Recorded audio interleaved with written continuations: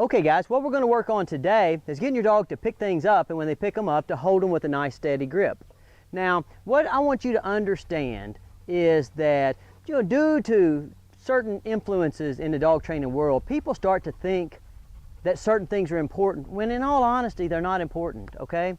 What I'm doing with these videos is I'm trying to help dog trainers who are aspiring, new dog trainers, people that don't have access to an old seasoned pro, trying to help you guys get inspired and help move you in the right direction. So you're going to notice that most of my focus is around being positive with your dog, developing teamwork, making sure that your dog has a good time when you're training, okay? Because over the years, I've watched a million people start in dog training, and they get to where like they have some outside influence telling them that their dog has to do things at a certain stage or with a certain level of precision, that in all honesty, it doesn't really matter. All that matters for the millions of amateur dog trainers out there, they're just trying to have a good time with their dog, is that their dog will come and it'll be still and it has good manners, and that it gradually moves towards their long-range goals. Okay, how do you get to long-range goals? By setting a series of short-range goals. Okay, so up to this point with my dog, what I've been working on is getting him to enjoy retrieving, getting him to enjoy jumping in the water, getting him to enjoy being with me, right? Okay, now as I'm getting him to enjoy it, I'm not going to do anything that messes with that, right? If my dog, he gets in the heel position, he mouths on the dummy a little bit, or when he gets in the heel position, he's a little fidgety, okay, I'm not really worried about that. I'm not going to go to yanking him, pulling on his ear, pulling on his toe to make that perfect right now, because to be honest with you, there's no need for it to be perfect. The only need that I have is to enjoy the time that I spend with my dog. So that's where my primary focus is.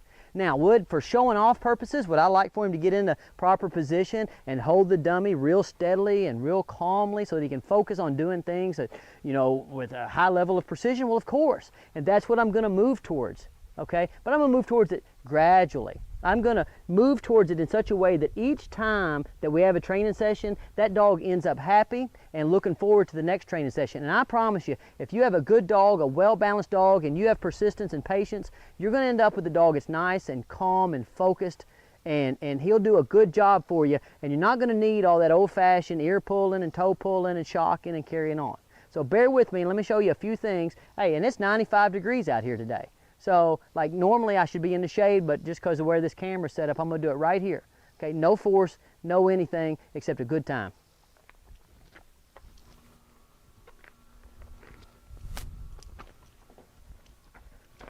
Okay, so there's my dog Henry. You guys seen him in the other videos. He's a happy dog. He happily jumps into the fetch position, into the heel position. He happily fetches. He happily gets in the water. You notice he's always got a good attitude up here. Okay, but one of the things about happy dogs and energetic and athletic dogs is a lot of times they have a position, they have a tendency not to get into their positions with precision, or when they get into their positions, they're so, they're so exuberant, okay, that they have a tendency to mouth on the dummy. Okay, don't worry about that, really. Listen, a little pre-exercise, some fun dummies before you start your training session goes a long ways.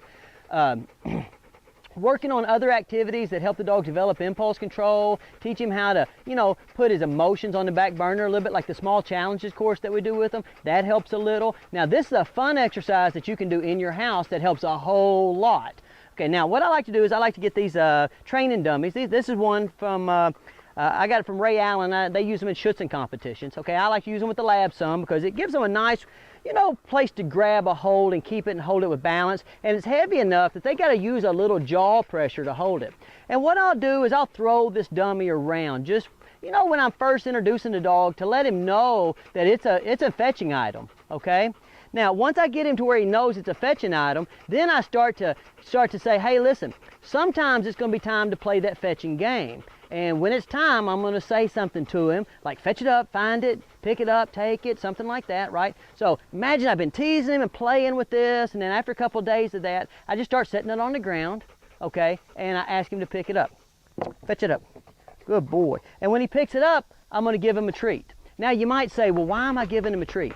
Okay, the primary reason that dogs mouth on their dummies is because of anxiety. Because they're so excited, we breed these dogs to be so high-strung, okay, that like they have tons of energy, and they just can't hardly wait till that next fetching time. And so a lot of times they mouth. So really it's just an excitement issue, an anxiety issue. There's not really a reason to come in and use a lot of force, because basically what you're doing is you're using a lot of force on the dog for being excited. How about you educate him? You know, educate him. Let him know what the right thing to do is. Okay, so now let's get some repetitions of doing this. Okay, so I have my dog, and I'm gonna put this in front of him, and I'm asking him to hand it to me. Henry, fetch that up. Good boy. And he hands it to me. I say, oh, golly, I appreciate it. Good boy. Put it back down. Hand it to me. Good dog. I'm going to put it back down. Hand it to me. Good dog. Now, by using the food work, I'm keeping him calm and focused on what his actual, job is for this point. Is to pick this up and hand it to me. Hand it to me. Good boy. Or fetch it up. Good boy. Or take it. Whatever it is that you like to say, okay? I really don't care. Now this process, just this part of it, sometimes takes 2 or 3 weeks. Okay, but 2 or 3 weeks of what? It's not much time. You're just doing it for a minute or two. You're doing it before work or after work or before bed. No big deal, okay? You're just trying to make him understand that sometimes you like him to calmly pick things up and hand them to you. Okay, now, after that stage, it's gonna take however long it takes. Don't get in a hurry. Okay, then you wanna start working on him not just picking things up and handing them to you, but picking them up and realizing it might take you a second to grab it. So you say, take it, good, stay. Now the dog already knows the stay command, which just means stay in posture or stay busy with what you're doing, okay, because we've been working on that since he was a little puppy. Take it, good, stay. And so each day I add just a little bit of time to his staying with this in his mouth, just for holding that posture, okay? Take it. Wait, wait, wait, wait, wait. Good boy. And then the next time, I'm just going to add a little bit of time and distance. Take it. Stay. Now you'll remember in our staying exercises from when he was a puppy, good boy, that he starts to understand when he's on this elevated surface and I go to walking away.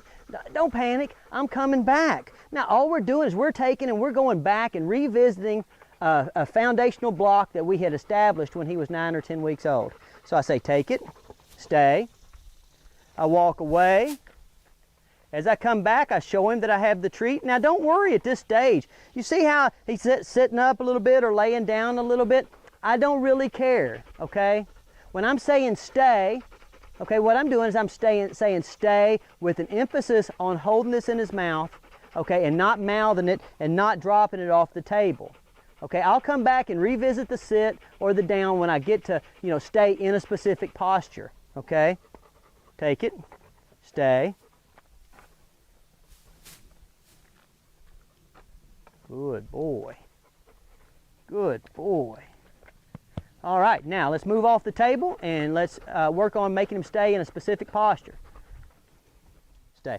Okay, so after another 2 or 3 weeks of working in your yard, working on the table, working in your house where you're having him pick it up and you're being real calm, okay, then you start to put it together with your actual fetching out exercises outside. So I'm going to throw this, I'm going to let him go get it, and as he comes back, you'll notice I don't sound military, I'm not fussing real hard.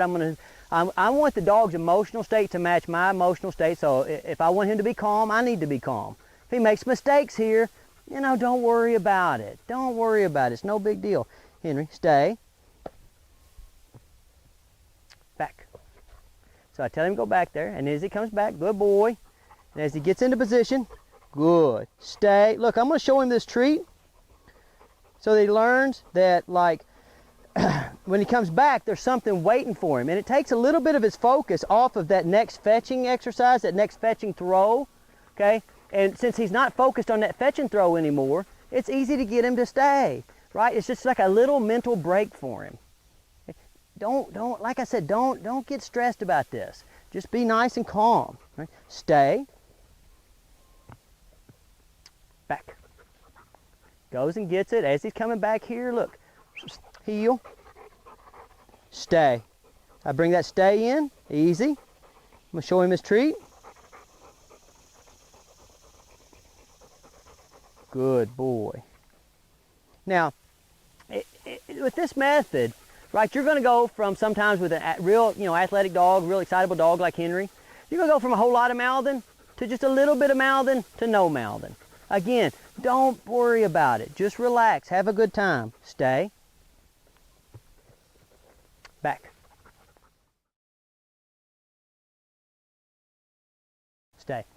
Okay guys, now once you got that dumbbell, perfect, then you move back to your dummies, okay? So now remember, in these exercises, we're working a little bit more on precision, so we want to let the dog concentrate, and when we're trying to let puppies concentrate, we're calm and quiet. I've already done the preliminary work where I've made him love fetching because I get really excited, right? But in this case, I'm working on a little bit more precision. So I'm gonna get him in the right posture relative to my posture, which is right beside me. I'm going to tell him to stay very calmly, very firmly.